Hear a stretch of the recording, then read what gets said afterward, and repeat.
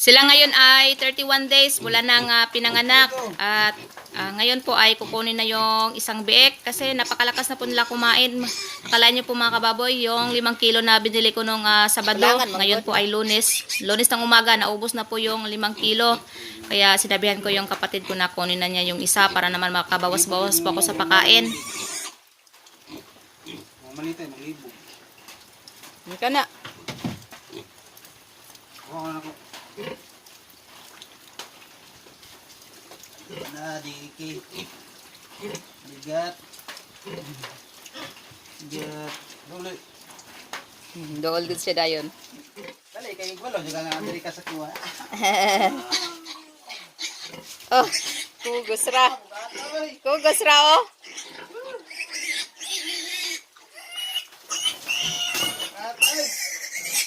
Nagreklamo yung buyer natin. Mabigat daw po mga kababoy.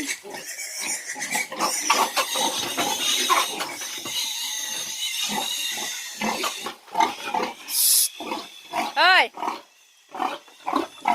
Yan, di mapakali yung mamapig natin. Nagagalit po siya mga kababoy kasi binuhat yung isa niyang biik. Tapos dito naman po sa kabila, takot na takot po sila, oh. Wana! Wana! Leo. Sige, dakuha ni mo eh.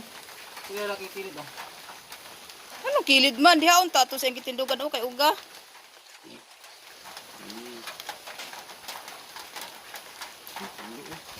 Magsimhot-simhot pa man na sa iyang kuan. Kulungan. Oy.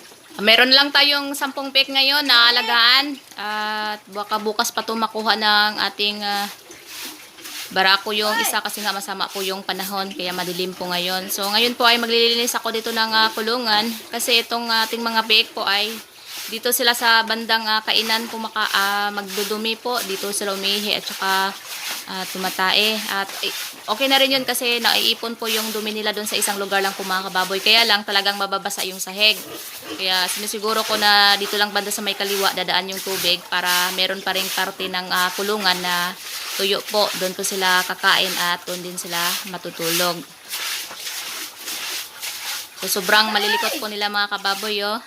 Malulusog po talaga yung ating mga biik. 2 araw na po to mula nang sila po ay winalay natin. 29 days pa lang, winalay na po natin. At naubos po nila yung 5 kilo na binili ko nung Sabado. So, ngayon po ay Lunes po ng umaga. Naubos na po. Kaya bumili na naman po ako ng 5 kilo kanina.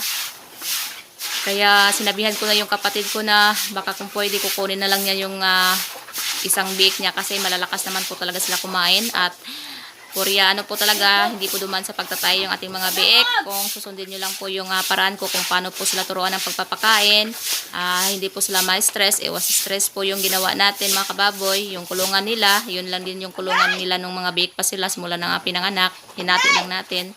Kaya hindi po natin sila nilipat. Isa din yun sa dahilan kaya hindi po nagtayo yung ating mga biik at yung pagtuturo natin sa pagkain. Yung habang nakadidi pa sila ay pinapakain na natin sila ng dahon-dahon at yun din yung hinalo natin sa feeds kaya marunong na agad sila kumain ng feeds. Tapos nung pag ano natin ito, pagwalay, bali 2 araw na po sila ngayong walay. Yung unang araw nila pinakain ko po sila ng saging tapos nilagyan ko po ng Apralite po yung tubig nila. Bali 2 araw po ako naglagay ng Apralite. So, ito na po yung resulta mga kababoy. Po talaga nagtayo yung ating mga biik.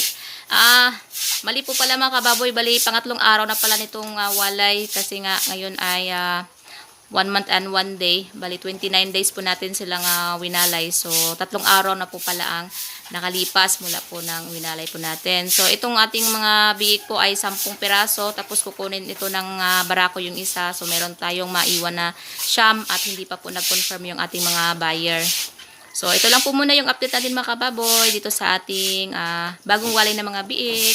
Happy farming po sa lahat!